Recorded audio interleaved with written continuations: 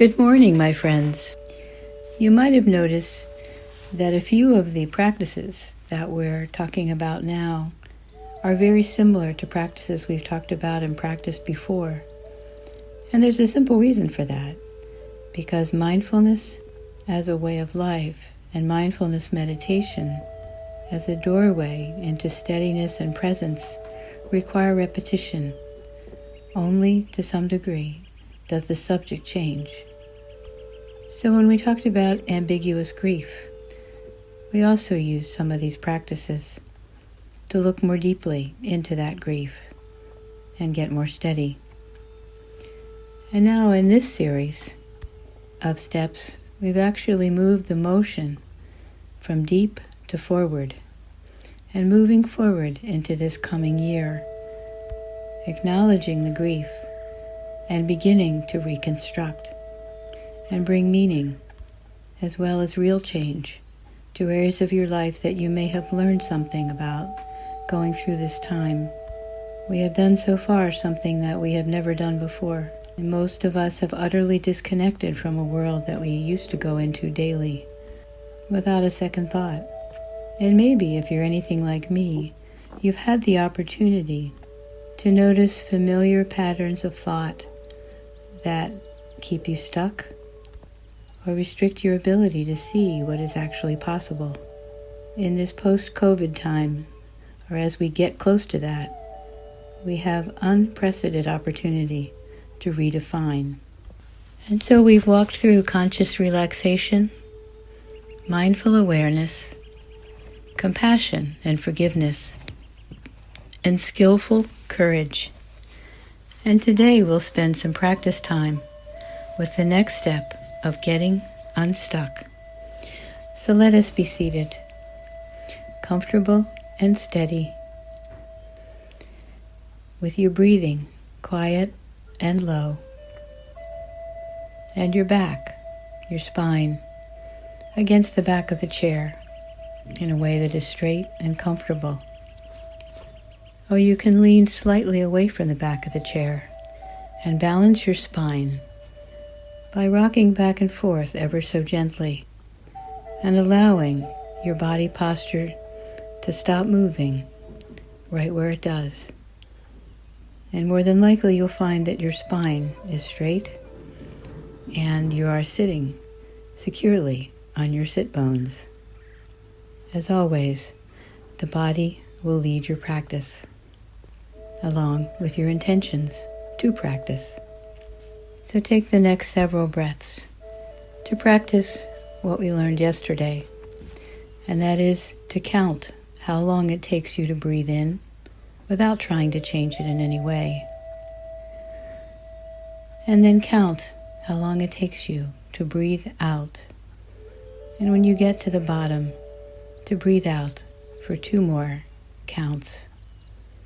And wait for the next breath to start to come in, counting that breath all the way up.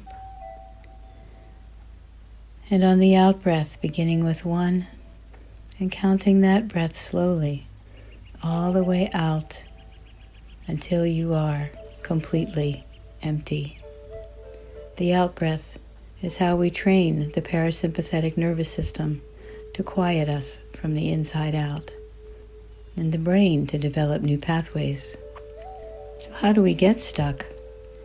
It's primarily by practicing old pathways, telling ourselves familiar stories about what we can and can't do or must do, and having a pattern of being, when faced with change, of looking at the obstacles rather than the openings.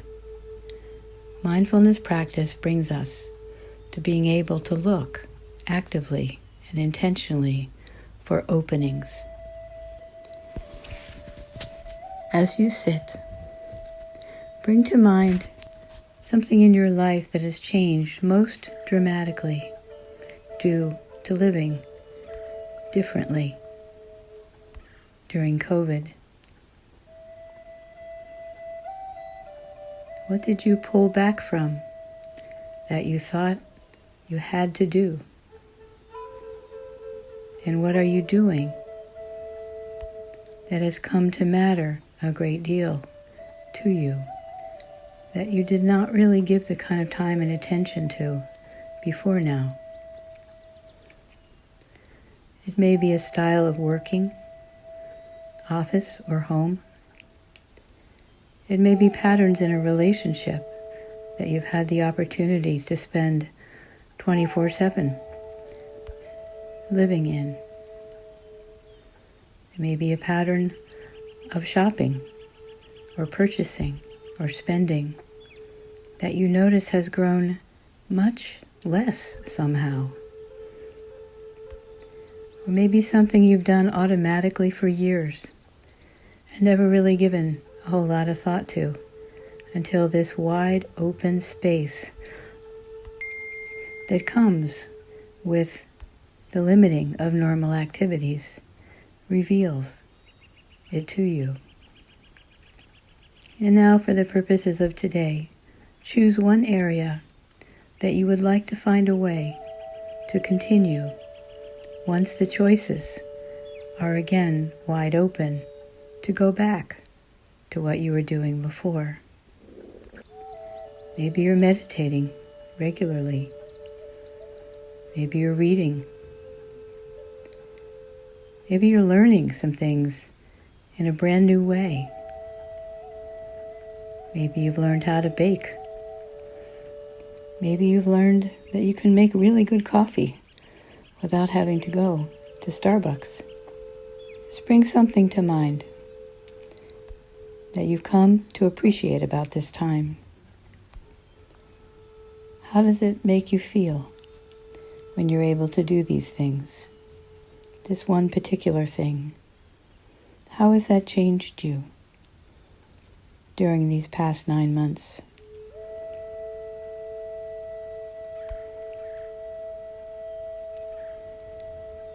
And when you're ready, shift into your imagination about what could be in this one area that you've chosen for today to look more deeply into. Here are the questions. Why did you choose this particular area for continuance?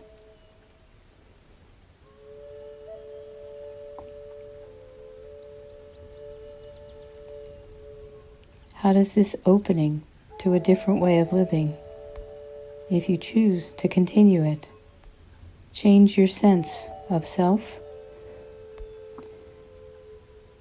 Remove any false beliefs that you had before about what was impossible, or certainly not wise or popular.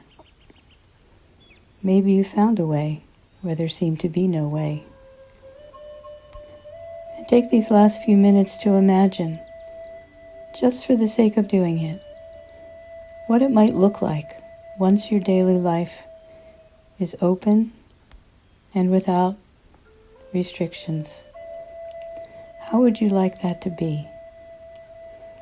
Do you want to structure your day so that you can be home much earlier for dinner with your partner or friends?